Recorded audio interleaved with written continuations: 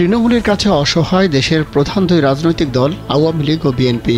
দল দুটির হাইকমান্ডকে তোয়াক্কাই করছেন না স্থানীয় নেতারা।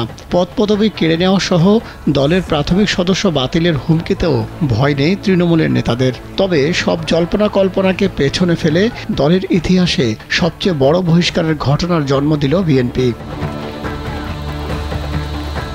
উপজেলা নির্বাচন ইস্যুতে দু দলের শীর্ষ নেতাদের এমন করুণ দশা নিয়ে সংবাদ শিরোনাম হচ্ছে প্রায়। আওয়ামী লীগ বলছে দলের সিদ্ধান্ত এমপি মন্ত্রীদের সন্তান বা আত্মীয়রা এবারের উপজেলা নির্বাচনে অংশ নিতে পারবে না, নিলেই তাদের বিরুদ্ধে সাংগঠনিক ব্যবস্থা নেওয়া হবে। তারপরও শুধু প্রথম ধাপেই 1.5 ডজন প্রার্থী নির্বাচনের শেষ পর্যন্ত লড়াই করে যাচ্ছেন, যারা আওয়ামী লীগের এমপি মন্ত্রীর সন্তান ও নিকট আত্মীয়।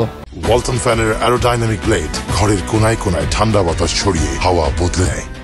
তবে বিএনপি এক্ষেত্রে যুগান্তকারী সিদ্ধান্ত নিয়েছে। দলের প্রতিষ্ঠার পর প্রথমবারের মতো বড় ধরনের বহিষ্কারের সিদ্ধান্ত নিয়েছে বিএনপি। চলমান 6ষ্ঠ উপজেলা পরিষদ নির্বাচনে অংশ নেওয়ায় সারা দেশের 73 জন নেতাকে বহিষ্কার করেছে রাজপথের বিরোধী দলটি। বহিষ্কৃত 73 জন স্থানীয় নেতার মধ্যে 28 জন আছেন উপজেলা চেয়ারম্যান প্রার্থী, ভাইস চেয়ারম্যান পদে 24 জন এবং 21 জন প্রার্থী আছেন মহিলা ভাইস চেয়ারম্যান প্রার্থী। শুক্রবার দলের সিনিয়র যুগ্ম মহাসচিব রুহুল কবির রিজভী আহমেদ স্বাক্ষরিত এক প্রেস বিজ্ঞপ্তিতে এ বহিষ্কারের কথা জানানো হয়। চিঠিতে রিজভী আহমেদ উল্লেখ করেছেন, আগামী 8 মে প্রথম ধাপে উপজেলা পরিষদ নির্বাচনে দলীয় সিদ্ধান্ত অমান্য করে বিএনপির যেসব নেতা চেয়ারম্যান ভাইস চেয়ারম্যান পদে প্রতিদ্বন্দ্বিতা করছেন, তাদের দলীয় গঠনতন্ত্র মোতাবেক বাংলাদেশ জাতীয়তাবাদী দল বিএনপির প্রাথমিক সদস্য পদ সহ সব পর্যায়ের পদ থেকে বহিষ্কার করা হয়েছে।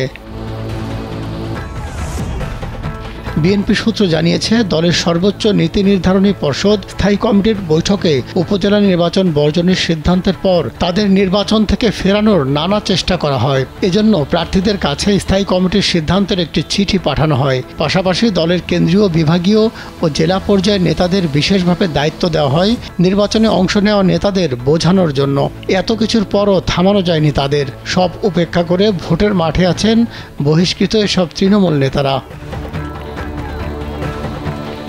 এর আগে 111-এর সময় এক চিঠিতে 75টি সাংগঠনিক জেলা কমিটি ভেঙে দিয়েছিল বিএনপি। ওই ঘটনার রেশ এখনও শেষ হয়নি। বর্তমানে অন্তত 85টি সাংগঠনিক জেলা কমিটি থাকলেও অনেক কমিটি এখনও পূর্ণাঙ্গ করা সম্ভব হয়নি। মাহমুদ সোহেল, কালবেলা।